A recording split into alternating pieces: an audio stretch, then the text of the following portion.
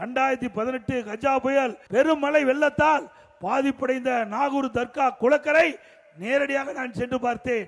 குளக்கரை பழுதுபட்டிருந்தது, அதை சீர் செய்ய வேண்டும் என்று கோரிக்கை வைத்தார். அவருடைய கோரிக்கை ஏற்று அதிமுக அரசாங்கம் 4,25,00,000 ரூபாய் அந்த குளக்கரையை சரி செய்வதற்கு நிதி ஒதுக்கீடு செஞ்சு சரி செய்து கொடுத்தோம். சிறுபான்மை பொருளாதார மேம்பாட்டு கழகம் அமைத்தது அதிமுக அரசு. தமிழ்நாடு அரசு பணியாளர் தேர்வாணையத்தின் தலைவராக முதலில் இஸ்லாமிய சமுதாயத்தைச் சேர்ந்த பெண்மதி திருமதி யாஸ்மின் அகமது IAS ஒருவரை நியமித்தது. அதே போல 2002ஆம் ஆண்டு இந்திய ஜனாதிபதி தேர்தல் டாக்டர் APJ அப்துல் கலாம் அவர்களுக்கு அதிமுக தான் வாக்களித்தது.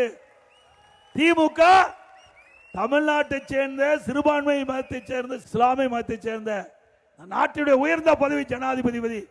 அந்த பதவிக்கு மரியாதைக்குரிய டாக்டர் APJ அப்துல் கலாம் போட்டியிட்ட பொழுது அதிமுக தான் ஆதரித்து அதிமுக நாடாளுமன்ற சட்டமன்ற வாக்களித்தாங்க.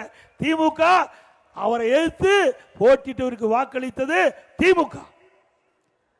மேலும் அம்மாவுடைய அரசு அவருடைய நினைவாக பாரத ரத்னா டாக்டர் APJ அப்துல் கலாம் அவருடைய பெயர்ல ராமநாதபுரத்தில் கலை மற்றும் அறிவியல் கல்லூரியை நாங்கள் திறந்தோம்.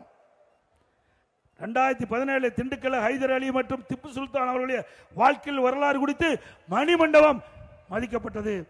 கண்ணியமிக்க காயிதே மில்லத் அவர்களுக்கு சென்னையில் மணிமண்டபம் அமைத்தது அதிமுக அரசு. இப்படி இஸ்லாமிய பெருமக்களுக்கு நிறைய திட்டங்களை அதிமுக ஆட்சியில் தான் கொண்டு வரப்பட்டு அதை நடைமுறைப்படுத்துது என்று இஸ்லாமிய பெருமக்கள் எண்ணி பார்க்க வேண்டும்.